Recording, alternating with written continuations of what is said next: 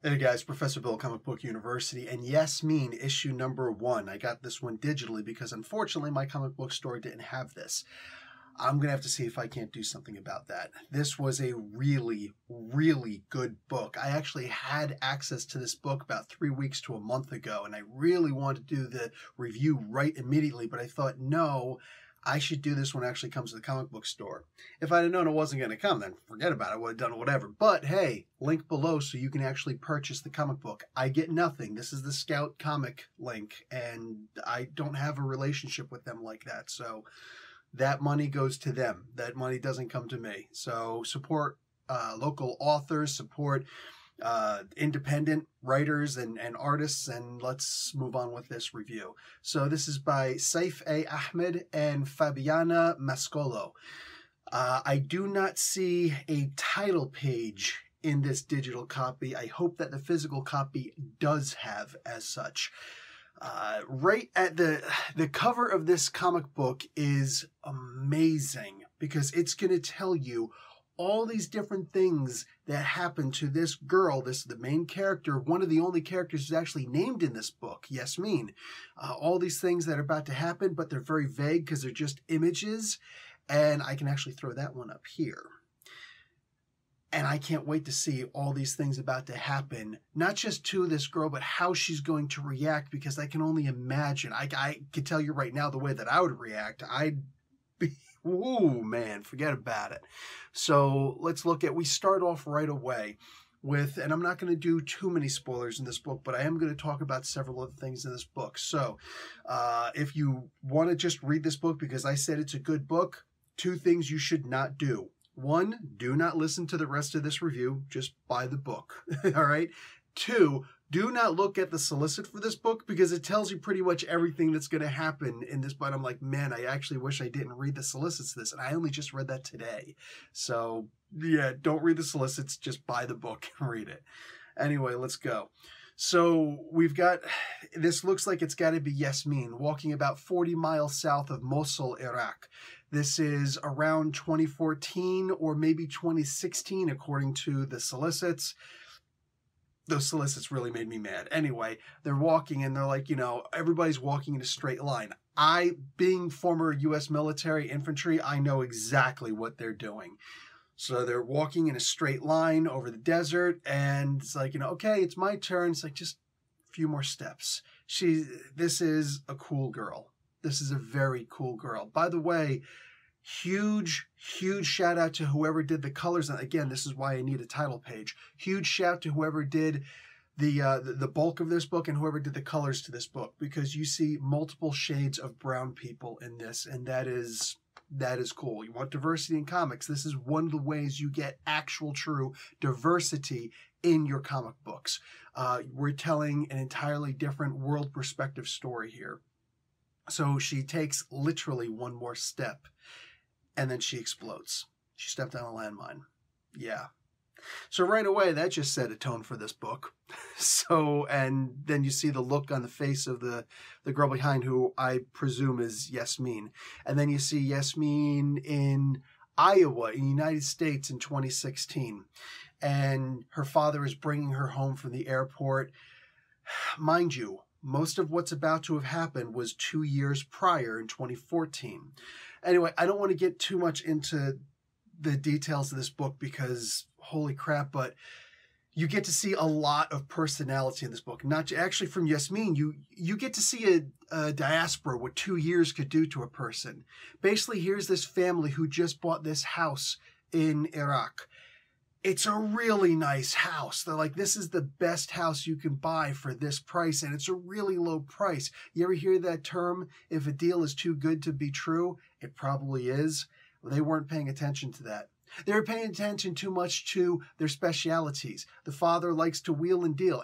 And having been in the Middle East for so long, yeah, Arabs, like more so than us Italians, Arabs love to wheel and deal. Forget about it. Putting a price tag on something really pisses them off. It's like, wait a second, are you telling me I can't even bargain for this? Even if they get it for like $1 cheaper, it's like, I did that.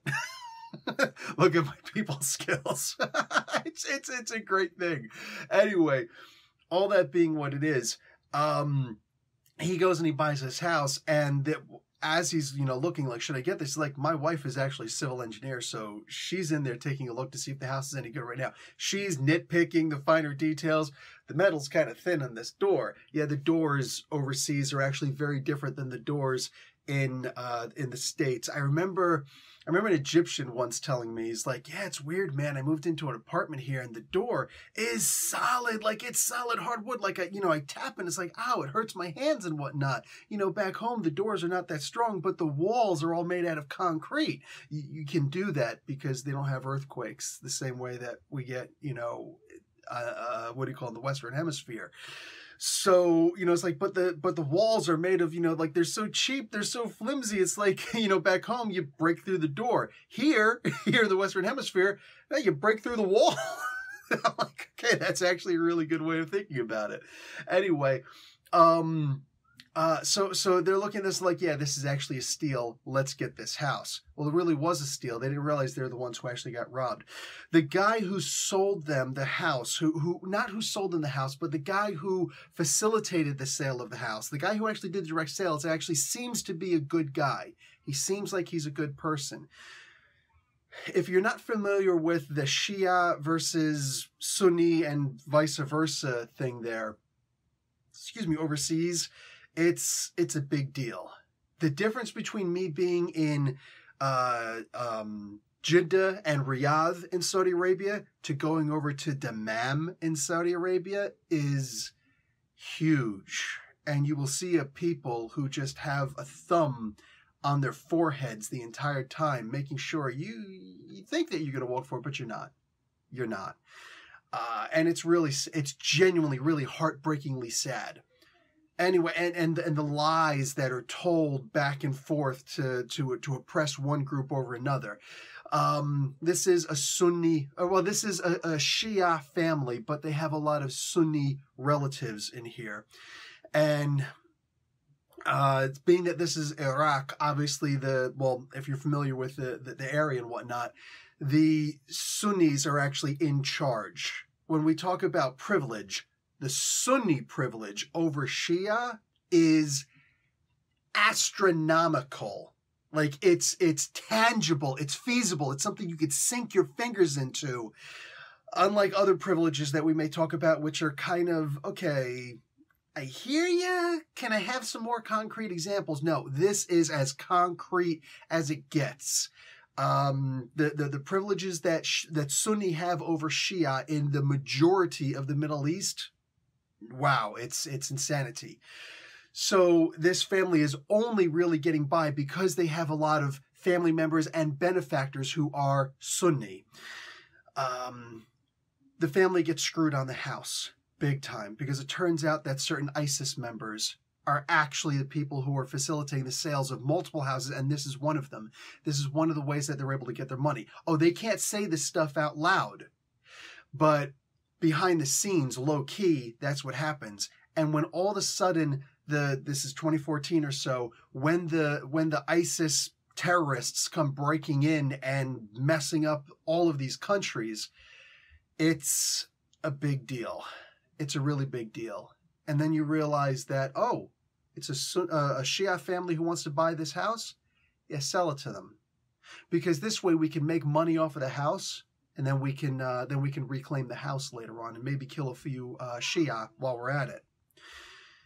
Well, fortunately, they were able to get away because the person who actually did the sale of the house that, facilitated it, he was actually a good person. He was able to get them out of here. Unfortunately, the family wasn't all together when this happened, and Yasmeen was separated. Now, we can already tell from the cover and, unfortunately, from the solicits, really bad solicits. You don't give away the entire series in that. But it did also get me, holy crap, what's going on? Anyway, good and bad there. But we see the first of several bad things that are about to happen to Yasmeen when it comes to her uncle, who is a Shia.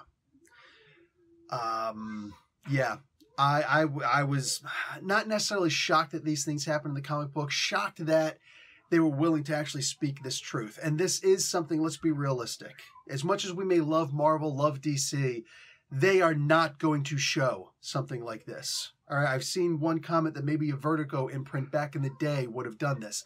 Not today. There's no way that they would have showed something like this today, because that would have taken some real guts. Granted, Marvel did do something. I got demonetized for something that actually happened in what was it, a Yemenis comic, I think it was. That was demonetized before I even hit send on that one. But whatever it is, what it is, it's not about monetization for these. It's about spreading the word of good comic books. And that's exactly what this is. Scout Comics. Huge shout to Scout Comics for allowing this book to go under their publishing name. I don't know that this is going to get a whole lot of love. I don't know this is going to be a big thing. But what I do want is I would like for everybody to give this one first issue a shot. Hey, if the other comics come out really good, hey, awesome. Awesome. But for the love of God, man, this comic book was brave as hell to come out. And more than that, this is something that can actually bring a lot of people to some understanding. I get it. I get it. I'm here in Canada. I'm American who's living in Canada. And I know that there's more tolerance. Not a whole lot more, but there is more tolerance here in Canada than there is in the States for refugees and the like. But this is one of those things that maybe you can read this and understand why the refugee situation is as it is. These are people who, like, this is a family who does not want to be in America. They came to America because it was either that or die. It's genuinely heartbreaking to read this, but at the same time, it's also refreshing to see a little bit of truth being revealed in the comic books. And it's a great medium. Let's be realistic. Comic books, it's a great medium to be able to do that. Anyway, guys, I don't want to take too long, and I definitely don't want to give too much away from this comic book because I'm just going to keep on talking about it. Anyway, guys, I am out. The next issue comes out on the 19th of August. I can see that I'm going to have to pre-order these, and I'm more than happy to do that because I definitely want to see these struggles. And it's going to be heart-wrenching to see them. It's going to be heartbreaking to see these struggles, but of this possibly fictitious character of Yasmeen. Anyway, guys, I'm out. Link below to buy that comic book because it's worth it. My opinion, solidly. Go grab this. I'm out. Professor Bill, Comic Book University. Class dismissed.